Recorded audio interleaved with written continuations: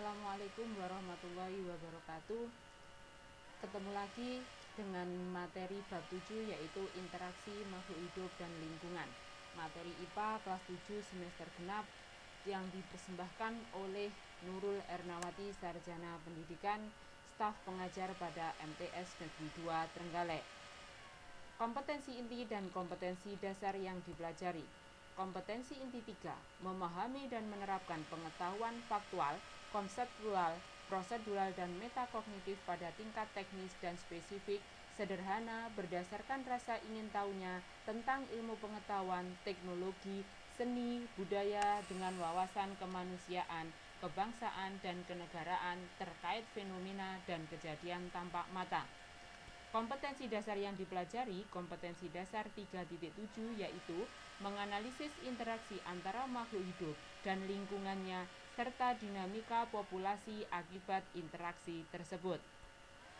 Sedangkan kompetensi inti 4 yaitu menunjukkan keterampilan menalar, mengolah dan menyaji secara kreatif, produktif, kritis, mandiri, kolaboratif, dan komunikatif dalam ranah konkret dan ranah abstrak sesuai dengan yang dipelajari di sekolah dan sumber lain yang sama dalam sudut pandang teori. Kompetensi dasar 4.7 yaitu menyajikan hasil pengamatan terhadap interaksi makhluk hidup dengan lingkungan sekitarnya. Pada gambar A, silakan diperhatikan gambarnya. Pada gambar A, burung bangau bertengger di puncak pohon yang berjemur setelah mencari makan. Sedangkan pada gambar B, seekor biawak yang sedang mencari mangsa di bawah burung bangau. Jika bangau berada di bawah pohon, pasti burung bangau itu akan menjadi santapan biawak tersebut. Hal ini menunjukkan bahwa semua makhluk hidup saling berinteraksi. Interaksi tidak hanya terjadi antar makhluk hidup, tetapi juga terjadi dengan lingkungan. Lingkungan adalah segala sesuatu yang berada di luar individu. Antara individu dengan lingkungan saling berpengaruh sehingga membuat hubungan yang dinamis dan dapat berubah-ubah sesuai dengan kondisi. Satuan-satuan ekosistem. Individu berasal dari kata Latin individuum yang berarti tidak dapat dibagi. Dalam ekologi, individu berarti satu organisme, misalkan seekor monyet. Populasi. Populasi merupakan sejumlah individu sejenis yang menetap di suatu daerah pada waktu tertentu. Organisme dapat disebut sejenis bila menempati daerah yang sama, menghasilkan keturunan fertil, serta mempunyai persamaan anatomi, morfologi, dan fisiologi. Jumlah satu populasi selalu berubah, contohnya populasi gajah. Komunitas. Komunitas adalah seluruh populasi yang hidup bersama dalam suatu daerah. Contohnya ada populasi rumput, populasi padi, populasi serangga, dan katak sehingga membentuk komunitas sawah. Kalau digambar itu adalah komunitas hutan. Kita lanjut pada ekosistem. Ekosistem adalah interaksi antara anggota komunitas dengan benda tak hidup, baik biotik maupun abiotik. Terdapat dua macam ekosistem, yaitu ada ekosistem alami dan ekosistem buatan. Ekosistem alami terbentuk secara alami, yaitu sungai, laut, dan lain sebagainya. Sedangkan ekosistem buatan terbentuk akibat aktivitas manusia. Contohnya ada waduk dan sawah. Itu adalah contoh dari ekosistem. Komponen ekosistem ada dua, yaitu ada komponen biotik dan komponen abiotik.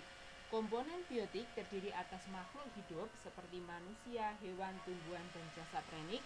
Sedangkan komponen abiotik terdiri atas benda-benda tak hidup. Contohnya air, tanah, udara, dan cahaya. Biosfer. Biosfer merupakan kumpulan ekosistem yang terdapat di bumi. Biosfer merupakan lapisan permukaan bumi dan atmosfer yang dihuni oleh seluruh makhluk hidup. Kita masuk pada komponen-komponen ekosistem. Seperti tadi bahwa yang namanya komponen ekosistem ada dua, yaitu komponen biotik dan komponen abiotik. Komponen abiotik dari ekosistem contohnya ada air, ada tanah, ada udara, dan juga cahaya matahari. Sedangkan komponen biotik pada suatu ekosistem ada produsen, ada konsumen, dan juga ada dekomposer. Produsen itu tumbuhan yang bisa memproduksi makanan sendiri, sedangkan konsumen tidak bisa membuat makanan sendiri, bisanya memakan dari produsen atau memakan dari hewan lain. Sehingga yang namanya konsumen itu dibagi menjadi 3, yaitu ada karnivora, ada herbivora, dan juga omnivora. Karnivora berarti konsumen pemakan daging, herbivora adalah konsumen pemakan tumbuhan, sedangkan omnivora adalah konsumen pemakan segala, yaitu memakan daging dan juga tumbuhan. Sedangkan dekomposer terdiri atas jamur dan bakteri. Kita lanjut pada pola interaksi. Pola interaksi yang pertama adalah netralisme. Netralisme merupakan hubungan yang tidak saling mempengaruhi meskipun organisme-organisme hidup pada habitat yang sama. Contohnya, kambing dan kodok di suatu habitat lapangan rumput.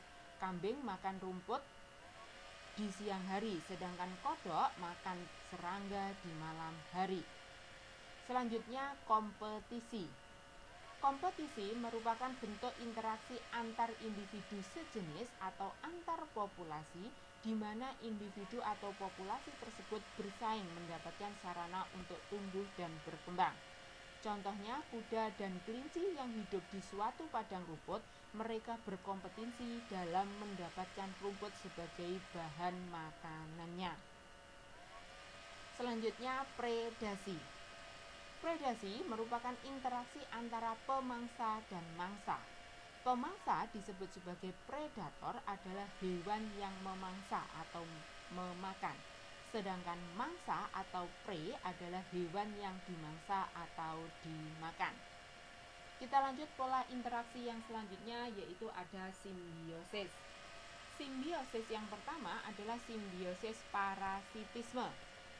Simbiosis parasitisme merupakan hubungan antara dua organisme yang berbeda jenis di mana salah satu pihak mendapatkan keuntungan sedangkan pihak yang lain mendapatkan kerugian. Pihak yang diuntungkan adalah parasit, pihak yang dirugikan disebut dengan inang. Contoh simbiosis parasitisme adalah hubungan interaksi antara tumbuhan tali putri dengan tumbuhan inangnya, kutu rambut dengan manusia, benalu dengan tumbuhan inangnya. Apakah ada perbedaan antara predasi dan parasitisme? Jelas ada perbedaan, karena yang namanya predasi merupakan interaksi antara pemangsa dan mangsa, sedangkan parasitisme itu antara hubungan dua organisme yang berbeda jenis, di mana salah satu pihak mendapatkan keuntungan sedangkan pihak yang lain mendapatkan kerugian. Predasi dimakan secara otomatis, langsung hilang tumbuhan yang satunya atau organisme yang satunya. Sedangkan kalau parasitisme mati dengan perlahan, itu perbedaannya. Simbiosis yang kedua adalah simbiosis mutualisme. Interaksi ini saling menguntungkan kedua belah pihak. Pasangan organisme ini disebut sebagai inang dan simbion. Contoh simbiosis mutualisme adalah interaksi antara lebah dan bunga, di mana lebah mendapatkan madu atau nektar dari bunga, sedangkan bunga dibantu dalam proses penyerbukannya. Contoh yang kedua adalah interaksi antara jamur dan akar pohon pinus. Jamur mendapatkan makanan dari pohon pinus dan pohon pinus mendapatkan garam mineral dari jamur. Simbiosis yang ketiga adalah simbiosis komensalisme. Interaksi ini hanya menguntungkan satu pihak, sedangkan pihak lain tidak diuntungkan ataupun tidak dirugikan. Contohnya bunga anggrek dan pohon yang ditumpanginya.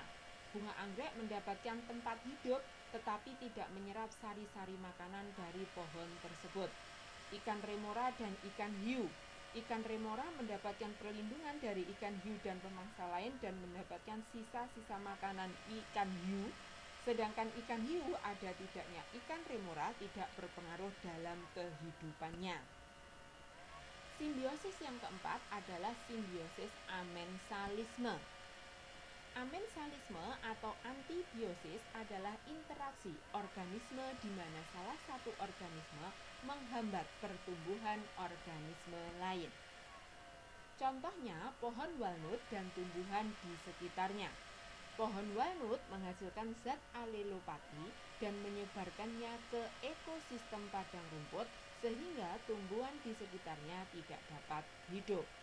Yang kedua, tanaman brokoli dengan kubis. Brokoli akan menghasilkan senyawa residu yang dapat menyebabkan kubis akan menjadi cepat layu. Kita lanjut pada saling ketergantungan di antara komponen biotik. Rantai makanan, yaitu proses perpindahan energi melalui peristiwa makan dan dimakan yang membentuk rangkaian tertentu yang disebut dengan rantai makanan. Di situ disajikan beberapa gambar tentang rantai makanan. Jadi hanya ada satu rantai saja. Pada rantai makanan, cahaya matahari merupakan sumber energi. Tumbuhan hijau memanfaatkan energi cahaya untuk menghasilkan energi kimia berupa karbohidrat. Apabila tumbuhan hijau dimakan oleh herbivora, maka zat makanan yang terdapat di dalam tumbuhan hijau berpindah ke tubuh herbivora. Berarti terjadi perpindahan energi dari tumbuhan hijau ke herbivora. Begitu seterusnya sampai ke konsumen terakhir. Di dalam tubuh hewan, energi tersebut akan diubah menjadi energi panas, energi gerak, pernafasan, dan sebagian tersimpan di dalam zat penyusun tubuh hewan. Jadi, perpindahan energi tidak dapat 100% efisien. Sebagian energi akan terbuang melalui proses respirasi, gerak, panas, dan ekskresi. Jadi pada rantai makanan terjadi perpindahan energi mulai dari produsen sampai ke konsumen terakhir. Itu pada rantai makanan. Kita lanjut pada jaring-jaring makanan. Di alam yang sangat luas ini, setiap rantai makanan saling terkait dan membentuk jaring-jaring makanan. Dalam jaring-jaring makanan hanya terdiri dari satu produsen saja. Jadi, kumpulan dari beberapa rantai makanan akan membentuk jaring-jaring makanan. Kita lanjut pada jaring-jaring kehidupan. Di alam yang sangat luas, jaring-jaring makanan satu dengan jaring-jaring makanan yang lain saling terkait sehingga membentuk jaring-jaring kehidupan. Bedanya antara jaring-jaring makanan dengan jaring-jaring kehidupan, kalau jaring-jaring makanan produsennya hanya satu macam, sedangkan jaring-jaring kehidupan produsennya bisa lebih dari satu macam. Piramida makanan. Piramida makanan merupakan gambaran piramida yang menunjukkan perbandingan makanan antara produsen, konsumen 1, konsumen 2, sampai dengan konsumen puncak. Produsen disebut sebagai tingkat trofik pertama. Pada tingkat trofik pertama, energi terkumpul paling besar. Semakin ke atas, energinya nanti semakin berkurang. Kemudian konsumen pertama sebagai tingkat trofik kedua, konsumen kedua sebagai tingkat trofik ketiga, dan konsumen ketiga pada tingkat trofik keempat. Jika masih ada konsumen keempat, maka selanjutnya itu akan membentuk piramida makanan. Demikian materi tentang interaksi dan makhluk hidup dan lingkungannya. Terima kasih atas perhatiannya. Sampai ketemu pada materi-materi berikutnya. Jangan lupa like, share, and subscribe jika bermanfaat. Saya akhiri dulu. Wassalamualaikum warahmatullahi wabarakatuh.